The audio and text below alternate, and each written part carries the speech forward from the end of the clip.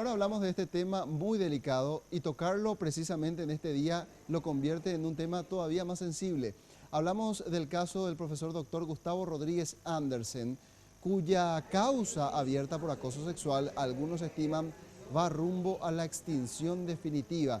Y es precisamente eso lo que quieren hacer notar personas médicas que hoy por hoy también se suman a la serie de reproches contra este profesional de la salud. Laura Penayo tiene los detalles. Adelante, Laura, ¿cómo estás? Así es, compañeros y mujeres profesionales de la salud dan a conocer su posicionamiento acerca de esta denuncia de acoso sexual que vincula al profesor Rodríguez Andersen. Para eso ya estamos con la profesora doctora Margarita Aucejo, que nos va a dar a conocer cuáles son las exigencias que ellos tienen ante este caso. Ante todo, decir que esta nota fue elaborada por las egresadas mujeres de toda la Facultad de Ciencias Médicas, de todas las promociones.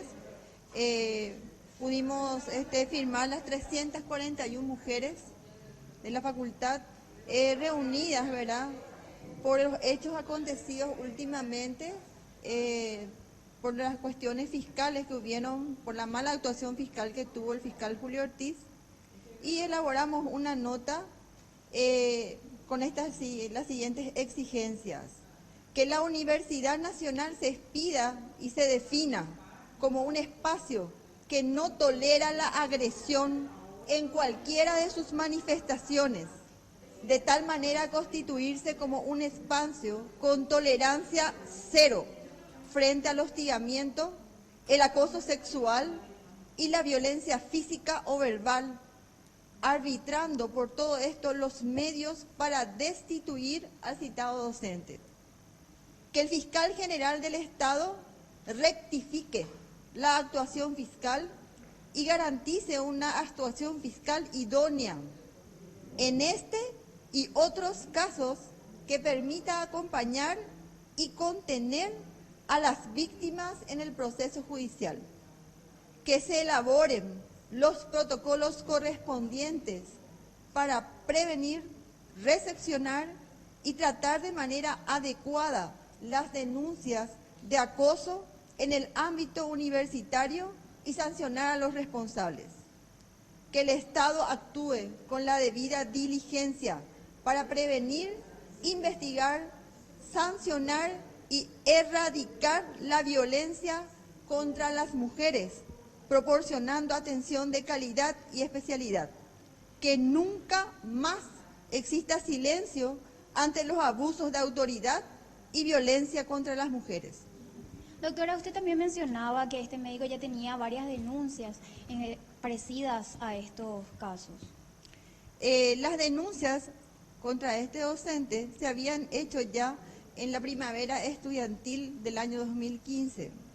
Nosotras esperamos, ¿verdad?, toda la comunidad docente y no docente estuvo esperando la decisión y la actuación de nuestras autoridades ya el año anterior y del nuevo Consejo Directivo vigente. Ante todos los hechos ocurridos, ¿verdad?, que son de público conocimiento sobre el accionar de este docente, grabaciones que se tienen, que fueron viralizadas por las redes sociales, inclusive en la televisión, se han escuchado este tipo de los improperios y la forma incorrecta en la cual él trataba a sus alumnos, a veces humillándoles y a veces con connotación sexual. Por lo tanto, nosotros pensamos que este tipo de docente no es el tipo de docente al que debe aspirar una facultad de ciencias médicas que está en un proceso de cambio curricular.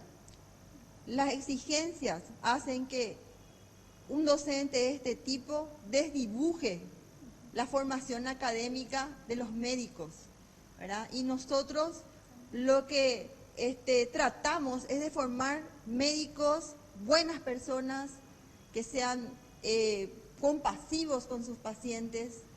Entonces es muy importante para nosotros que la Facultad de Ciencias Médicas siente una postura ante estas actitudes, ¿verdad?, de docentes en contra de los alumnos. Perfecto, Laura. Muchas gracias, doctora. Y este posicionamiento fue firmado por 341 egresados o egresadas, en este caso, de la Facultad de Ciencias Médicas. Perfecto, completo reporte. Muchas gracias. Por fin un pronunciamiento contundente por parte de la comunidad médica también con respecto al caso del profesor doctor Gustavo Rodríguez Andersen.